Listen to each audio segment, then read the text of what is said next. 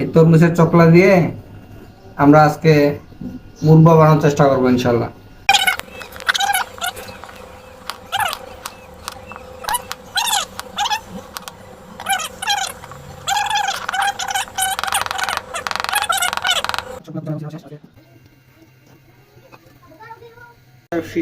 সিদ্ধ হয়ে গেছে সম্ভবত, এই যে সিদ্ধ হয়ে গেছে, পানিটা ফেলে দেব।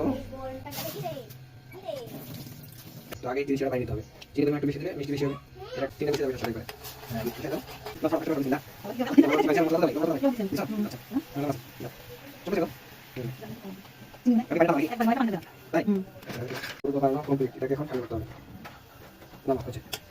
আমরা ভিডিও চালু করার আগে পোলাপান খাওয়া শেষ, তারপর আবার একটু আপনাকে দেখাবো। এই যে আমার মা খাবে, এই যে দাও একটু খাওয়াই দাও, অল্প দাও।